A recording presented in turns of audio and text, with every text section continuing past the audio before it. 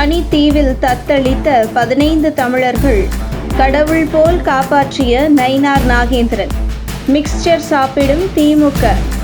Iran Israel இடையில் நடந்து வரும் போரின் இடையே தமிழகத்தில் தென் மாவட்டத்தைச் சேர்ந்த மீனவர்கள் மீன்பிடி வேலைக்காக சென்றவர்கள் ஈரானிய மீன்பிடி படகில் மீன்பிடிக்க துபாய் வழியாக ஈரானுக்கு சென்றனர்.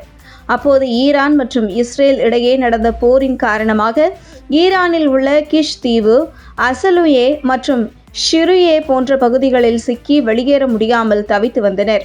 போர் சூழல் காரணமாக ஈரானில் சிக்கியிருந்த 15 தமிழக மீனவர்கள் அங்கே வேலையின்றி, உண்ண உணவு இன்றி, செலவுக்கு பணம் கூட இல்லாமல் தவித்து வந்தனர்.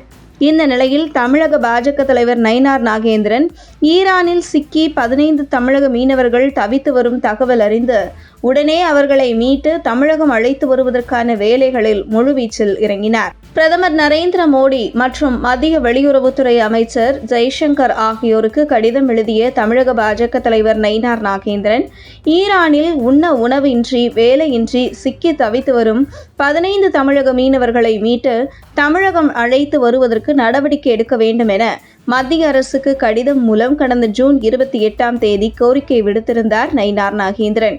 மேலும் ஈரானில் சிக்கி தவித்து வந்த தமிழக மீனவர்கள் குறித்து முழு தகவல்களையும் கடிதம் மூலம் பிரதமர் மற்றும் வெளியுறவுத்துறை அமைச்சர் ஆகியோர் கவனத்திற்கு கொண்டு சென்றிருந்தார் நயினார் நாகேந்திரன்.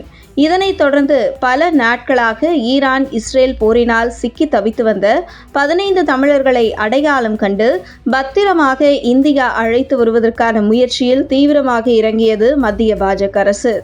இதனைத் தொடர்ந்து ஈரானில் சிக்கி தவித்து வரும் தமிழர்கள் குறித்து தகவலை தமிழக பாஜக தலைவர் நயினார் நாகேந்திரனிடம் மத்திய அரசு கேட்டதைத் தொடர்ந்து ஈரானில் சிக்கி தவித்து வந்த மீனவர்களின் குடும்பத்தினரை தொடர்பு கொண்டு அவர்கள் குறித்த தகவலை சேகரித்து மத்திய அரசு கவனத்திற்கு கொண்டு சென்றார் நயினார் நாகேந்திரன்.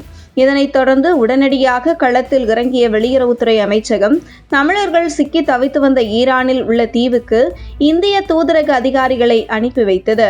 அங்கே தீவுகளில் சிக்கி தவித்து வந்த தமிழக மீனவர்களை அடையாளம் கண்ட இந்திய தூதரக அதிகாரிகள் அவர்களை பத்திரமாக மீட்டு கப்பல் மூலம் துபாய் அழைத்து வந்தனர். அங்கிருந்து விமானம் மூலம் சென்னை அனுப்பி வைக்கப்பட்டனர்.